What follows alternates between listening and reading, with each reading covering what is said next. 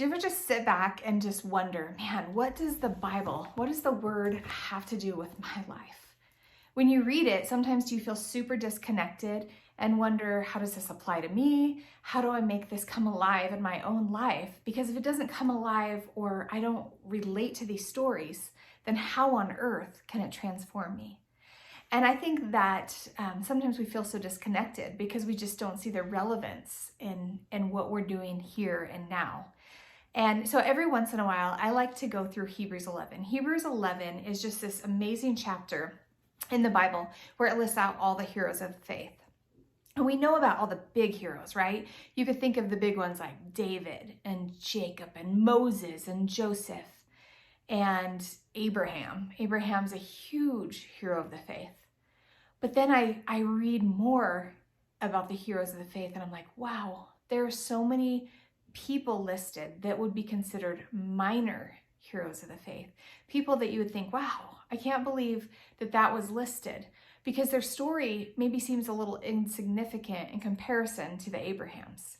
But see, the thing about that is the big people wouldn't have had their opportunity had the little people, the little minor people of heroes of faith didn't do and didn't respond and act in obedience. And so this last week, we're all quarantined right now. We're in this season where man, I don't know what comes next. I'm right in the thick of all of a sudden realizing that I have to crisis school my kids. It's not homeschooling, because homeschooling is usually a voluntary thing where you're like, we get to pick our curriculum and you get to go through it and you could pray about it and you're like, God, you just feel all these warm fuzzies about moving into the next season. That's not the case of what we're facing right now. We're in crisis and we're homeschooling our children through crisis. So I'm going to call it crisis schooling. And so as I went from having one kid at home to now I have 8 kids at home, 6 of which need to be crisis schooled. And we just recently took in a little 6-month-old baby, and my whole world just kind of feels like it's been tossed up. And so when I go to the Bible right now, I'm like, God, meet me where I am, because I'm a little bit weary, I'm a little bit tired, and I want to feel hope and connection to the Word of God. And it's in this moment that God just reminded me of one of these minor people, what we'd consider minor people in the heroes of faith found in Hebrews 11.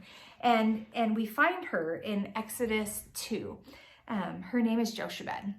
She's a Levite woman who married a man from the tribe of Levi, which is why she's a Levite woman. And it says in chapter 2, verse 1, it says, she became pregnant and gave birth to a son. When she saw that he was a fine child, she hid him for 3 months. Now here, a little backstory back into chapter 1, the very end. It talks about the Pharaoh. The Israelites, they were just increasing in number way too fast. And Pharaoh felt threatened. He's like, these people are going to overtake me. I'm going to lose my power if we don't do something about this. So he ordered that all of the baby boys, not baby girls, baby boys, be immediately, as soon as they were born, killed and thrown into the Nile River.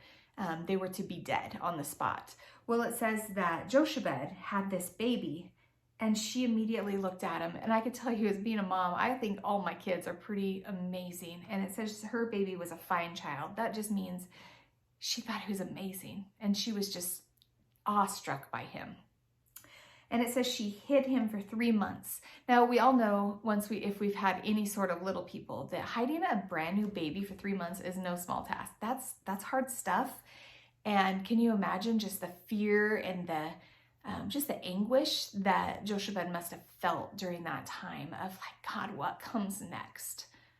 What comes next? He's going to get so big that I can't keep him quiet anymore. He's going to need to run and play. And Pharaoh wants my kid dead.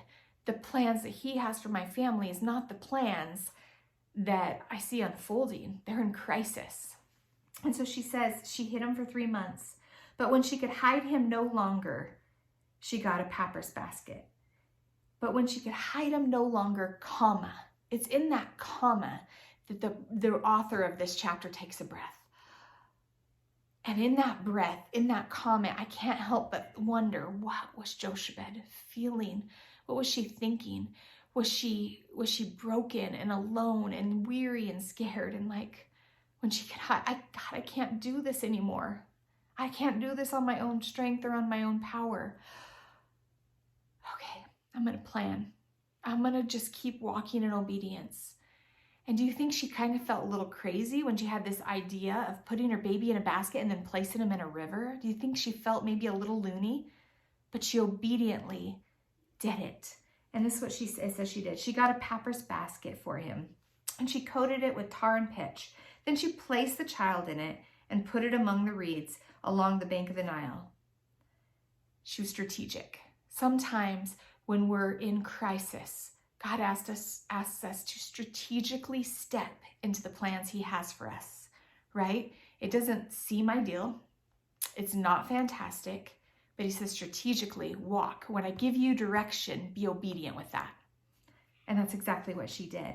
And his sister, who we know as Miriam, she stood at a distance to see what would happen to him. Then Pharaoh's daughter went down by the Nile to bathe. I have a feeling Jochebed had a little bit stalked her. She knew the time that the Pharaoh's daughter would be going down with her servants to bathe. And her attendants were walking along the riverbank. She saw the basket among the reeds and sent her female slave to get it. She opened it and saw the baby. He was crying, and she felt sorry for him. Wow, he's one of these Hebrew babies, she said. Then his sister, Miriam, asked Pharaoh's daughter, "Hi, shall I go and get one of the Hebrew women to nurse the baby for you?" She knew she was going to get her mom, right? And Pharaoh's daughter said, "Yes, go." So the girl went and got the baby's mother. Pharaoh's daughter said to her, "Take this baby and nurse him for me, and I will pay you." So the woman took the baby and nursed him. And when the child grew older, she took him to Pharaoh's daughter, and he became her son. Pharaoh's daughter named him Moses, one of the great heroes of faith. And she says, "I named him this because I drew him out of the water." So what we think is probably insignificant and an act out of desperation is really something that God used to transform Jochebed's life in so many ways. First off, he was requiring obedience from her. Often in our lives, we think things just happen. With their sayings like, "Oh, it happens for a reason," or "This happens." God, there's just all those quick, easy statements to justify things that happen. But we see and hear that God strategically was asking Jochebed to be obedient in the most terrifying time of her life. She was in crisis, and she did it. And through that obedience, God provided a way for her to still love her baby, for her to still be his mother, but also God provided a way to support her family. She was paid to nurse her babies. Now, look, I've had 7 babies that I've nursed, and I would have loved to be paid to nurse every one of them. That would have been pretty awesome. But God, he's so creative in using moments of crisis to transform our lives.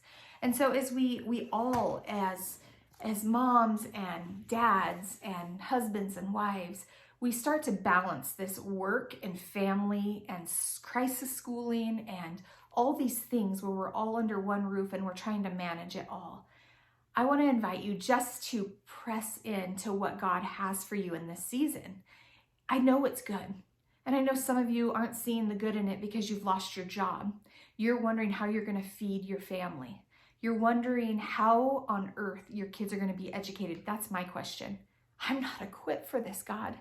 I don't know what I'm going to do tomorrow with screaming kids who don't want to do work, and we're all frustrated and we're yelling and things feel so chaotic. And God just calms my heart and he says, "Nicole, just like Jochebed, I want you to put it in the basket.